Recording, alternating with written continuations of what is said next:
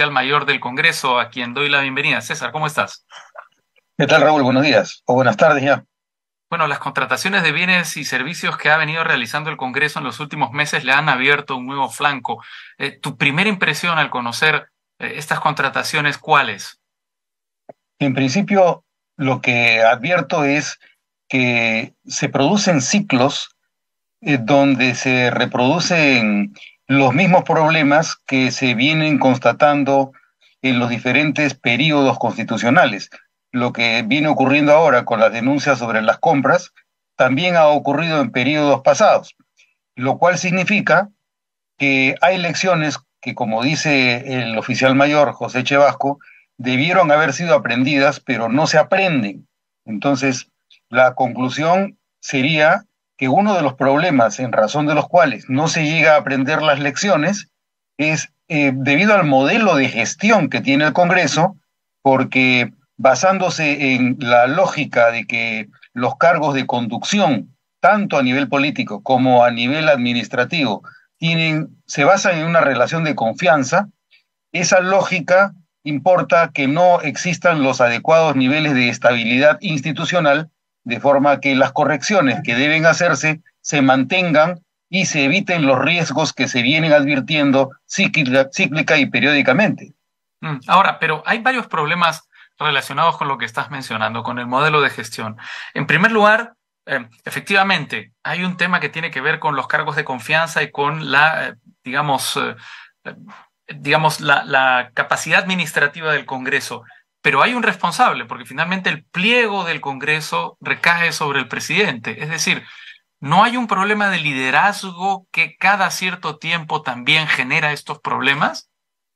Obvio, sí, tiene razón. El asunto es que mientras que en el Congreso mantengamos este modelo de gestión que se basa en una conducción en la que la lógica es la alternabilidad en los cargos directivos y que los cargos no duran sino un año, Mm. obviamente no tienes cuándo terminar de estabilizar y de conseguir una organización predecible, porque todos los cargos directivos deben renovarse anualmente. Eso por el lado y desde el punto de vista de la conducción política del Congreso.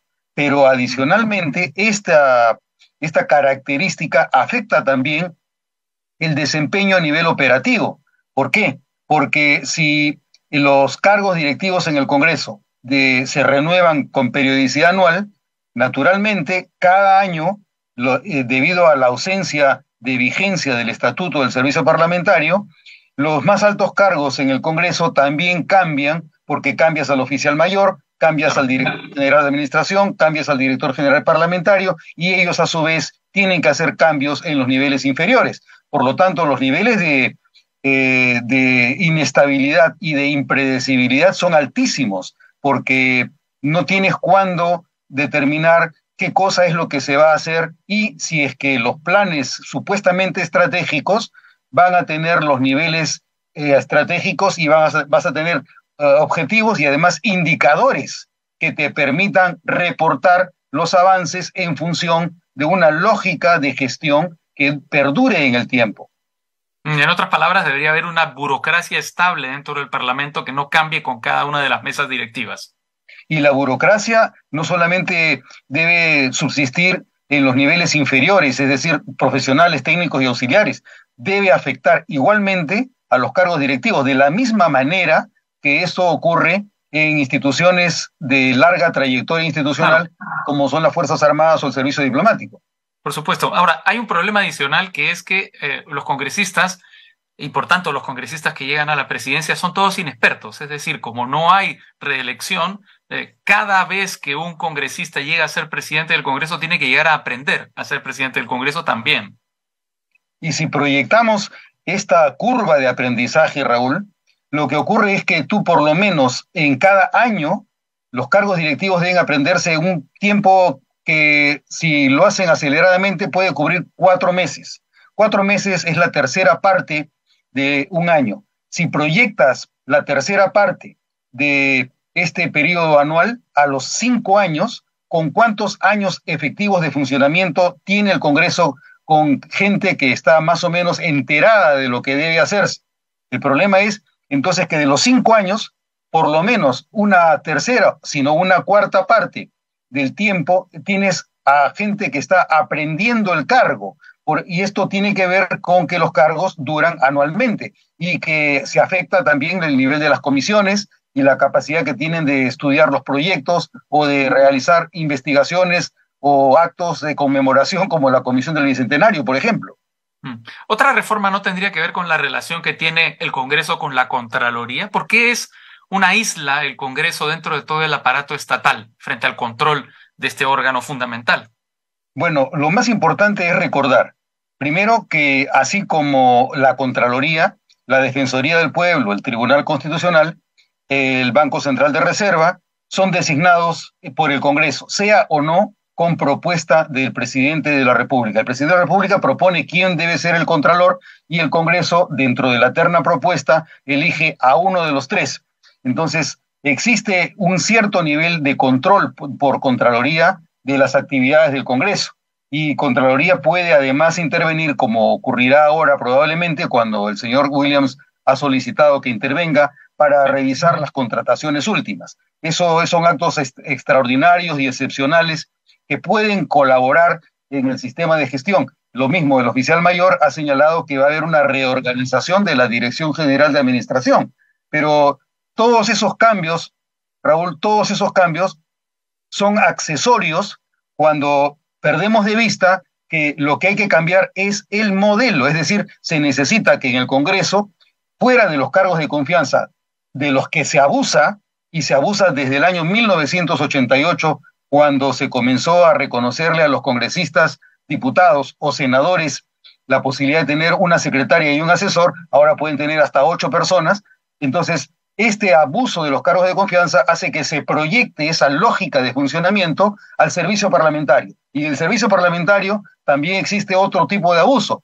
La cantidad tremenda de contratos CAS, de órdenes de servicio y de personal a tiempo fijo que labora porque se necesita que se cumplan algunas tareas o se inventan tareas. Pero la realidad es que, como lo ha demostrado la pandemia, el nivel de necesidades efectivas que se tiene de personal en el Congreso probablemente sea la cuarta parte de la cantidad de personal que tiene el servicio parlamentario y el personal de confianza. Con 500 personas probablemente el Congreso podría funcionar adecuadamente y prescindir de lo restante, para lo cual, nuevamente, tenemos que pensar en que el Congreso debe ser abastecido por una escuela del servicio parlamentario que sirva para depurar, para filtrar a las personas que trabajen en el servicio parlamentario de manera similar a lo que ocurre con la Academia Diplomática o con los institutos de las Fuerzas Armadas y de la Policía Nacional. Ahora, esta es la mirada, me parece técnica y me parece que es además muy valiosa tu apreciación y tu crítica, pero junto con esa mirada está, por supuesto, lo que tiene que ver con la voluntad o la mirada más política, si tú quieres, porque claro, tú has dicho que no existe un interés en que, digamos, la gestión del Congreso sea predecible. Yo tengo aquí digamos, algunos de los beneficios que implica ser congresista: 15 sueldos, seguro privado, 4 viajes al mes, entre otras cosas. El sueldo, digamos, el almuerzo gratis lo han retirado felizmente, o por lo menos está suspendido. Pero mi pregunta sería, ¿no se trata más bien que para los congresistas los beneficios son mayores que los pasivos? Es decir, que hay que exprimir al máximo estos 5 años que tienen en el Congreso. Raúl, mira, este tema yo creo que se ha agudizado de manera significativa a partir de los años 1993 y 1995. He trabajado en el Congreso, estoy jubilado, desde el año 1980 y hasta el año 1992. Lo que ganaba un congresista era aproximadamente, un diputado o senador, alrededor de $1,000. En esa época yo recuerdo que como jefe de relatoría y agenda en la Cámara de Diputados, yo ganaba aproximadamente $250. Con el cambio en nuestro sistema económico, las cosas han mejorado. Pero a partir del año 1995, ante lo que nos encontramos es ante condiciones que se generan a favor del mejor desempeño de los congresistas. Sin embargo, la calidad de la representación no es la misma que la que tuvimos hasta el año 1992, y esa es una severa deficiencia que a mi juicio debe atribuirse a las deficiencias que tienen los partidos políticos en proveer de recursos humanos básicos al elector, de manera que cuando toma la decisión de elegir un partido u otro partido, cuente con un menú de alternativas que le aseguren que las personas que puedan ser elegidas cumplan con los perfiles mínimos de competencias en los puestos representativos.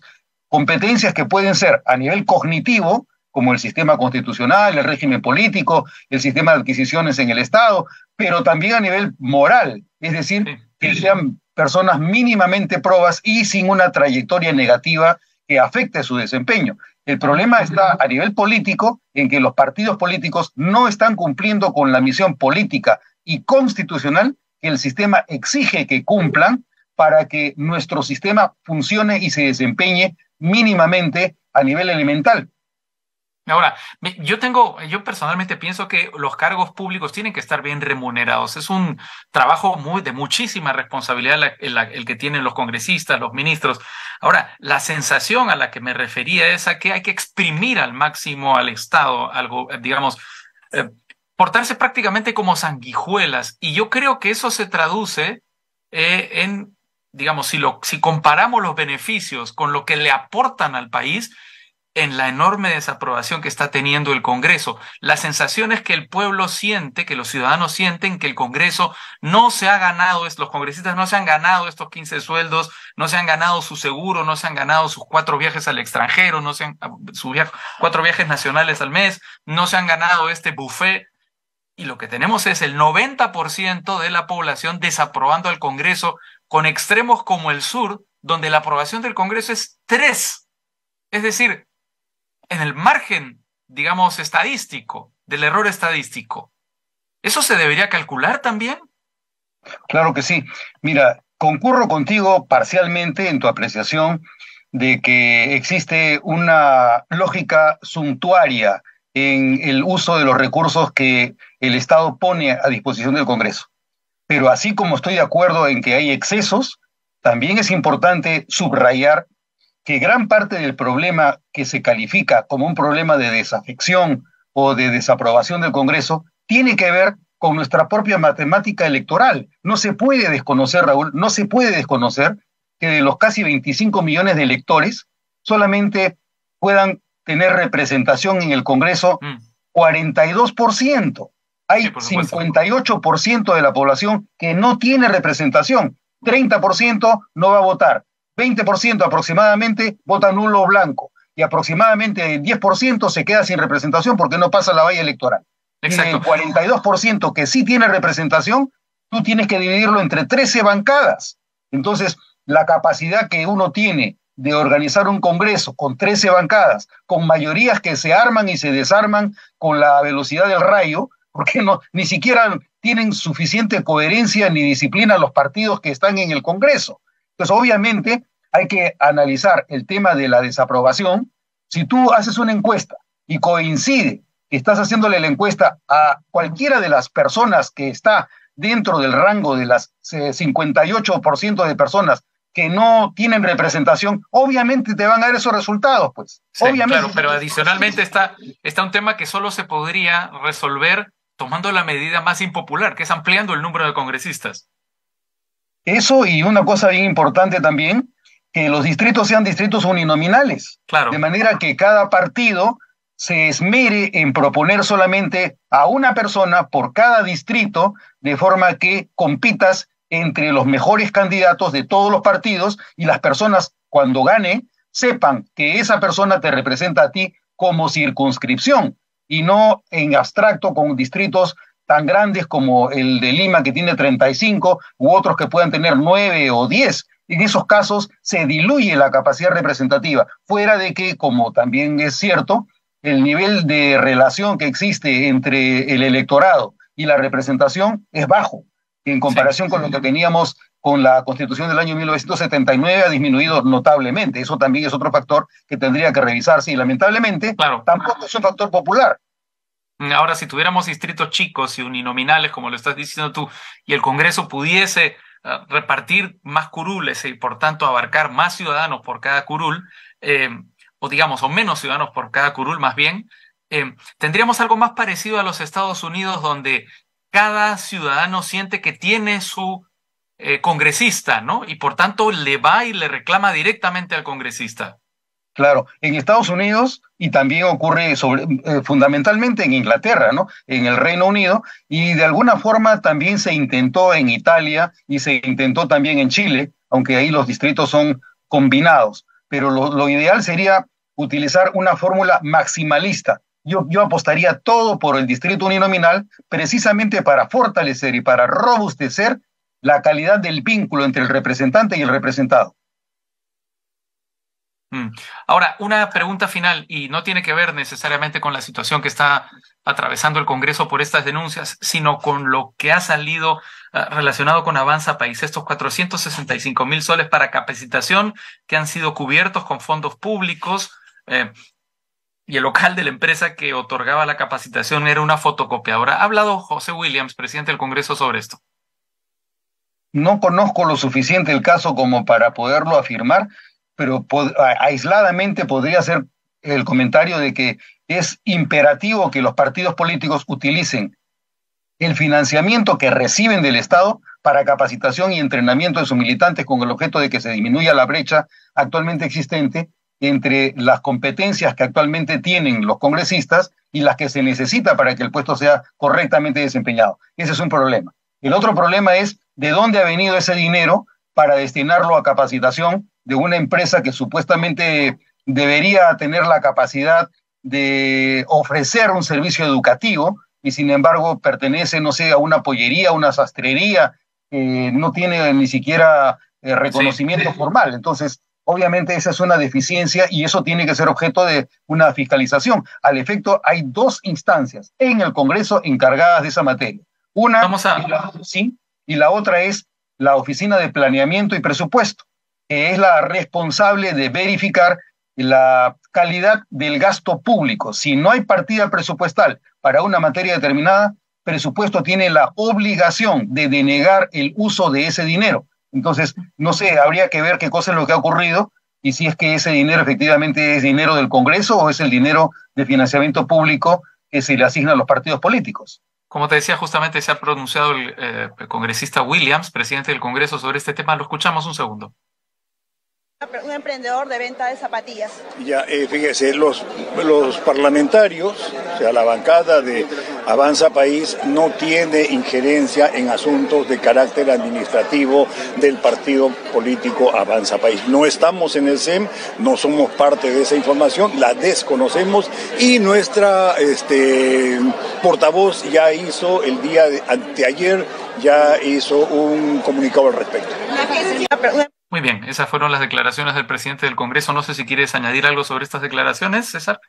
Sinceramente termino aún más confundido porque si efectivamente no es un dinero del Congreso y aparentemente es un dinero de financiamiento público que se ha destinado mal, efectivamente lo que corresponde es que intervengan no solamente Contraloría, sino eventualmente también la OMPE para que verifique cómo se está utilizando el dinero con fines exclusivos de capacitación que de acuerdo a la ley deben destinarse a los militantes y a quienes van a ocupar luego puestos estatales.